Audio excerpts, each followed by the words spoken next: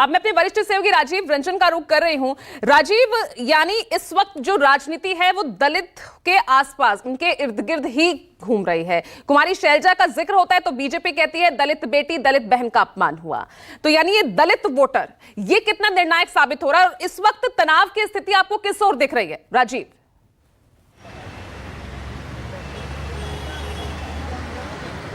देखिए पूजा, कुमारी शैलजा से भारतीय जनता पार्टी या बीएसपी या आजाद समाज पार्टी को कोई हमदर्दी नहीं है। कुमारी शैलजा कांग्रेस की कद्दावर नेता अब तक हैं और आपको मालूम है कि वो पीछे केंद्र की राजनीति करती रही है। हरियाणा से कई बार वो सांसद भी रही हैं, लोकसभा में भी और राज्यसभा में। इस वक्त वो फिर सिरसा से सांसद है। सवाल ये है कि जो हरियाणा में राजनीति है वो बहुत हद तक निर्भर इस बात पर करती है कि वहाँ के दलित वोटर का झुकाव किस तरफ होता है। 20% से ज़्यादा दलित वोटर हैं, वो पैन हरियाणा हैं।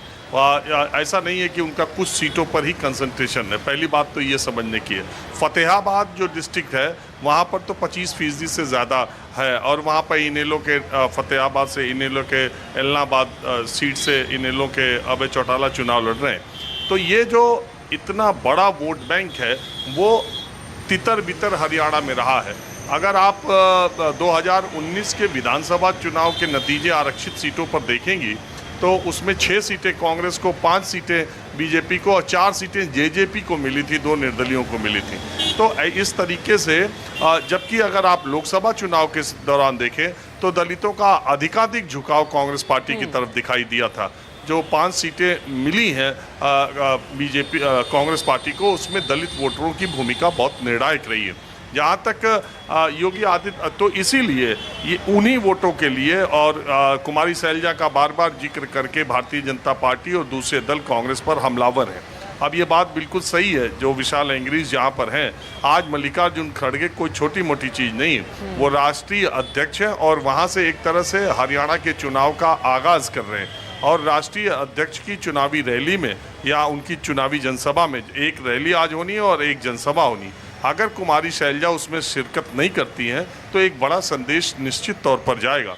अगर वो आ जाती हैं और सम्मिलित होती हैं तो चीज़ें नॉर्मल मानी जाएंगी।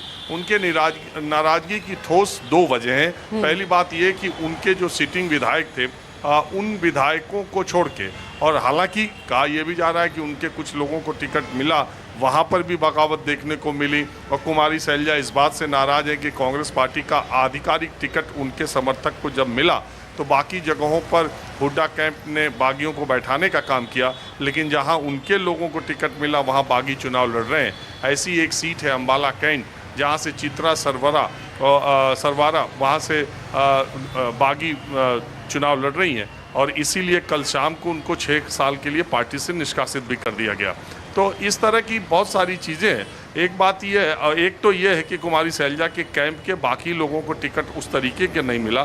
दूसरे, उनके खिलाफ एक अपमानजनक टिप्पणी आई जिससे वो आहत हुई होंगी, क्योंकि वो टिप्पणी गैर ज़रूरी और बेकार किस्म की टिप्पणी की गई थी और उस पर केंद्रीय नेतृत्व का उस तरीके से जवाब नहीं आया या जो भी है उसको लेकर। मैं आपको बताऊं, इन्हीं सब चर्चाओं के बीच में कुमारी शैलजा के दिल्ली में जो 67 साउथ एवेन्यू उनका फ्लैट है, जहां पर वो पीछे चुनाव की टिकटों के बंटवारे के वक्त बहुत सक्रियता से रहा करती थी, कल मैं उस फ्लैट पर गया था और मैंने वहां पता किया। कल उनका कोई भी राजनीतिक कार्यक्रम नहीं था, वो दिल्ली में थी लेकिन वहाँ पर नहीं थी। और उनका काम देख रहे लोगों ने आज के बारे में जब मैंने उनसे पूछा कि मल्लिकार्जुन खड़गे की रैली या चुनावी, तो उन्होंने कहा कि इसके बारे में हमें कोई जानकारी नहीं है। ये 24 घंटे पहले तक की बात है। अभी तक हालांकि एक तो मैं ट्विटर अकाउंट उनका देख रहा था तो 1-2 उन्होंने कांग्रेस के एक प्रत्याशी पर पथरा हुआ है उसकी निंदा की है, इस तरह का है। लेकिन चुनावी सरगर्मी बहुत बढ़ चुकी है। अब 15 दिन चुनाव के लिए बचे हैं और कुमारी शैलजा एक इम्पॉर्टेंट पहलू हैं हरियाणा में कांग्रेस पार्टी के लिए। तो आज ये पता चल जाएगा कि वास्तव में कुमारी शैलजा की जो नाराज़गी है वो उनके रुख को अलग तौर पर ले जा रही है या सब कुछ सामान्य हो गया है और केंद्रीय नेतृत्व ने उनको समझाने का काम किया।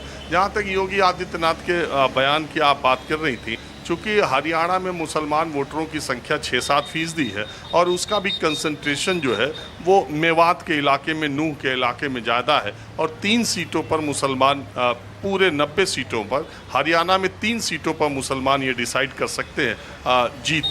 बाकी जगहों पर ऐसी उनकी बहुत महत्वपूर्ण भूमिका नहीं है। हैं तो 6-7% हरियाणा में, लेकिन योगी आदित्यनाथ उन्हीं जो बाकी जगहों पर जिस चीज़ के लिए उनको बुलाया जाता है और जिस एंगल से वो चुनाव को ले जाने की कोशिश करते हैं, अभी उनकी ताबड़तोड़ रैलियां, सबसे ज़्यादा भारतीय जनता पार्टी के सीएम या नेताओं की सबसे ज़्यादा डिमांड हरियाणा के प्रदेश के नेताओं या उम्मीदवारों के बीच में है, तो आज भी योगी आदित्यनाथ की है और ज़्यादा से ज़्यादा जगहों पर उनके रैली कराने के कार्यक्रम भी भारतीय जनता पार्टी की तरफ से बनाए जा रहे हैं। ठीक है राजीव, आपने बहुत अच्छे से पूरी तस्वीर यहाँ सामने रखी है सत्ता पक्ष और विपक्ष की।